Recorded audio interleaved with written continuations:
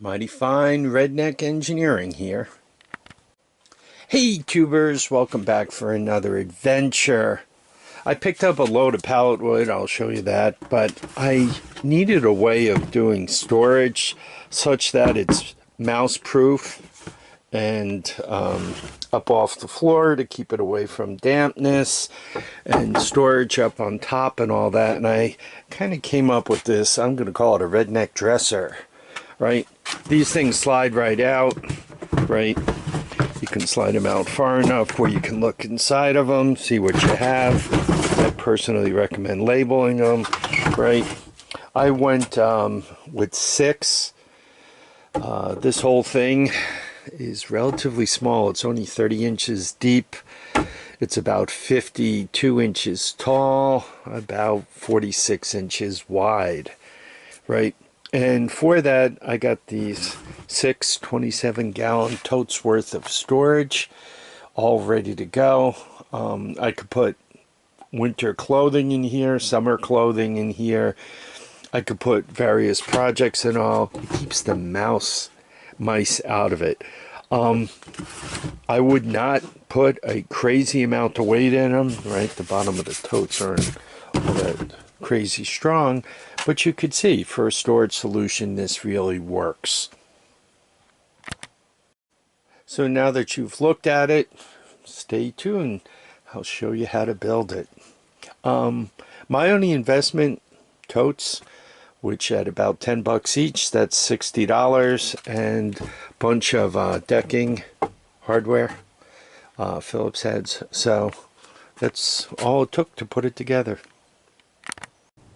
So now that I've showed you this fine piece of redneck engineering furniture, what do you need to build it? First of all, you need a bunch of lumber.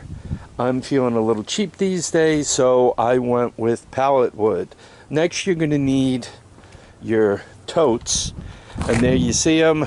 And if on your way home a lid blows off and you lose it, that doesn't make you the smartest person in the world.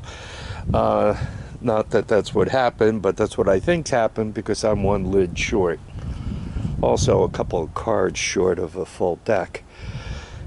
After you stack them all up and look at them, some of you may say, why even build anything? You could just stack them on each other.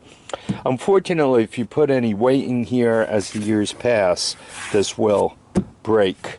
So I recommend, and also everything you want will always be on the bottom tote, so you got to move them all. It's much easier to just slide these out. Once you lay out the whole affair, now you could start cutting things. When I took things apart, I deliberately did not pull all the nails out of everything, because some of these, like this, you could see I'm able to cut those ends off, and I don't have to deal with removing the nails, right? I could just throw out or burn the piece of wood with the nails in it. I'm putting this in the basement, and my basement floor has a tendency to be damp. So I walked around the hoard and I found a piece of pressure treated to use for the bottom rail. There's like a million things you guys are going to be thinking about. I mean, as an example, this is actually going to be up here like that, right? Because it's going to slide along this on the way in and out, right? Same with the bottom pieces. I'm just not going to sit them right on the floor. I'm just going to put a rail here too, right? Lastly, obviously you want enough space so when you pull it, it doesn't catch, so you want to leave some space in between here as you're laying things out. Take a few minutes, think about it, you know, stand wood up, measure it, and once you do all that, it should come together pretty quickly.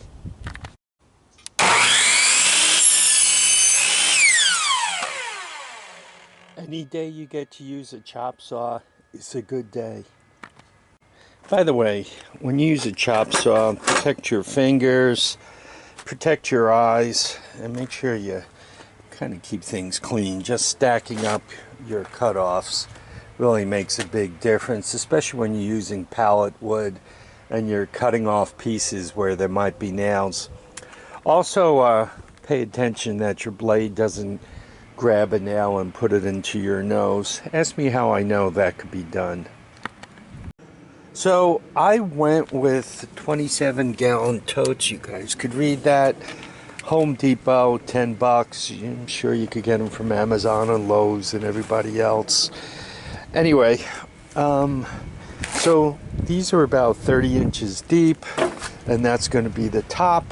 When you stack 3 of them on top of each other and space them out so that they're not dragging or anything, right, you come up with the uprights should be about 50. And as you go across the top here, I have to put it together and get the exact measurement. That's somewhere around 50. The rails these are going to be riding on are about 30. So just to give you an idea, once you figure out those dimensions, it's easy to say, well, how far do I have between this set of nails and this set of nails? If I only need 30, rather than pull these out, I could just cut that off, measure down 30, cut it off, and not have to mess with pulling nails out, right? You don't want to spend all day tearing nails out, and a lot of times you split wood. I also discovered, and it didn't take long to make that discovery, some of these 2x4s are just not usable. They're too nasty, they're too split up. Even if I'm trying to get a 30-inch piece out of this, right, it's just no good. I burn firewood, and this stuff, this pine, excellent for getting the fire started, right? Burns quick, burns relatively hot, great kindling.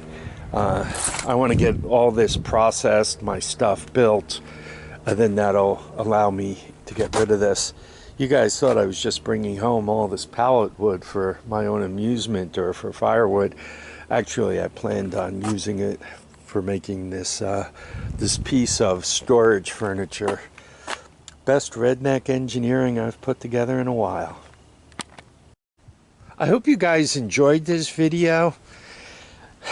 Get yourself organized, winter's coming here. Anyway, please remember, recycle your wood pallets, make something worthwhile out of them. Remember to keep your feet down, your heads up, and make sure you get out and enjoy each and every day. Bye now.